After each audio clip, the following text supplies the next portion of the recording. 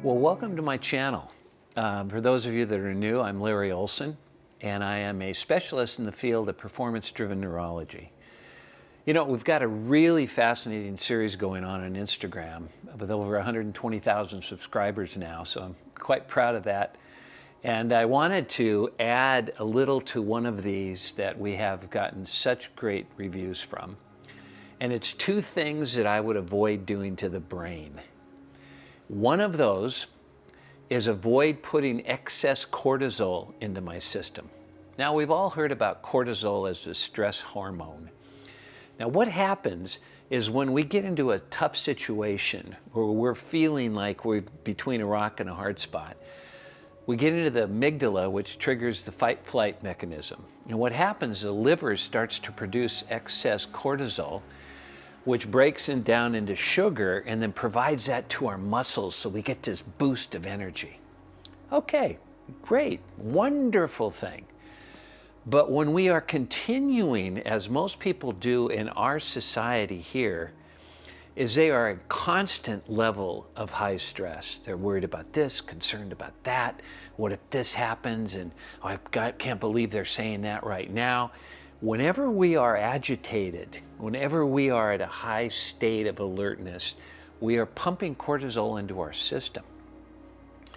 Cortisol is a wonderful thing as long as it's balanced, but excessive cortisol leads to headaches, leads to weight gain, it leads to all types of things that are not positive.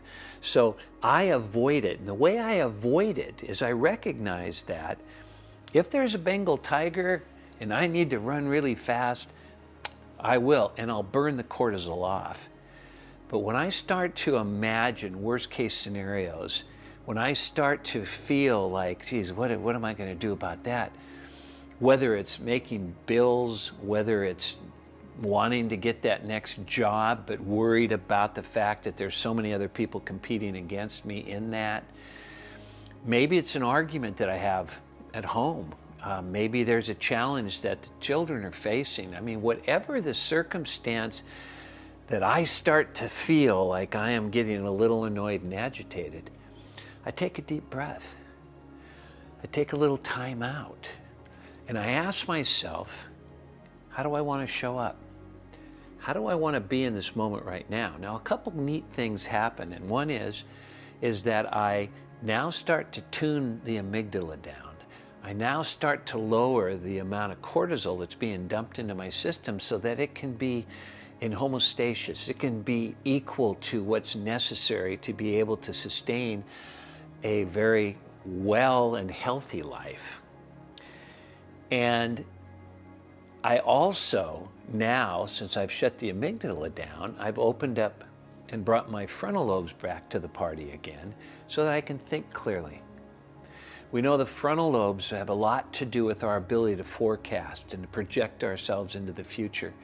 And they have a lot to play in decision making. So when I'm making a decision, I don't know about you, I want to be as calm and relaxed about it as I possibly can, so I'm not making any decision other than a decision that's in the best interest, not only of myself, but the people around me. Now, there's another thing that I want to avoid, especially because of what it does to my brain, is to find fault with others and to share it out loud. Now, I think you've been in a situation where somebody got yelled at because of something where they fell behind or they didn't perform at the level that someone had expected.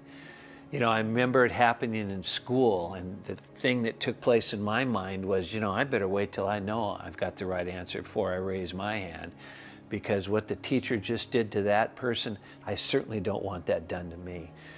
Now, that had been done to me before, and it made me feel terrible.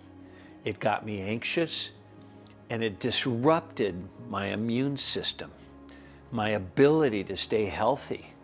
Because if we start messing with our immune system, we're prone to just about anything that's going on, from the common cold to COVID. I mean, whatever we are inhaling or experiencing in our life that's not positive, we react in a fashion that's probably less than optimal. unless what? Unless we recognize that when we take somebody out verbally in front of them, again, remember this, we're telling everybody else what we like least about ourselves.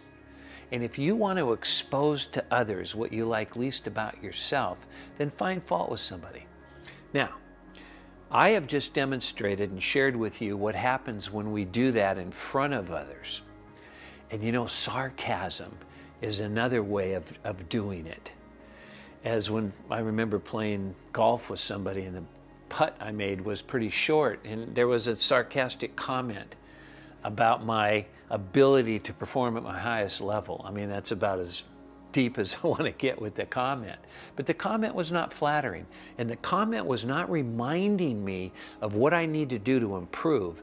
It was reminding me of what I need to continue to do if I want my putts to fall short from going into the hole, or getting the promotion, or having a nice evening at home, or being able to go out and work out because I feel good about myself, not because I'm afraid I'm going to die if I don't.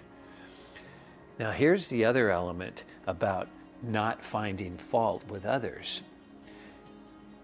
When you just do that in your own mind, do you know you're doing the same damage to your brain that you would if you did it out loud? Not only are you telling everybody else what you like least about yourself, let alone what you're doing to morale if you happen to be a leader and you do that, or a parent if you happen to have young children who are looking to you to guide them and to remind them of how miraculous they are. Positive experiences don't occur when we find fault. And the same thing again, remember this, when I'm just thinking about it, the same thing is happening to me metabolically. The same chemicals are being dumped into my system. And too much stress, again, remember, people get headaches. People put weight on, because guess what's comforting to some people when they're under stress? Eating. It's a safe place. May not be good for me, but what am I doing? I'm calming myself. Calm yourself by doing wonderful things for other human beings. Calm yourself by reminding yourself of what a remarkable person you really are, and how you look for and tell others what you like most about them. Because when we do that, people look at us and want to give us back the same energy. How about you? What kind of energy do you want to fill your life with? Now, if you enjoyed this, please go ahead and give us a like. Share it with others would be wonderful. And also keep your eyes open for some of these amazing offers that we have. You'll find a link below. We've got one going on now that I feel is just amazing, and that is any challenge that you're facing in less than 2 moments or a month, you'll look back at this moment and say, you know what, I'm glad I took action because I'm not dealing with that anymore.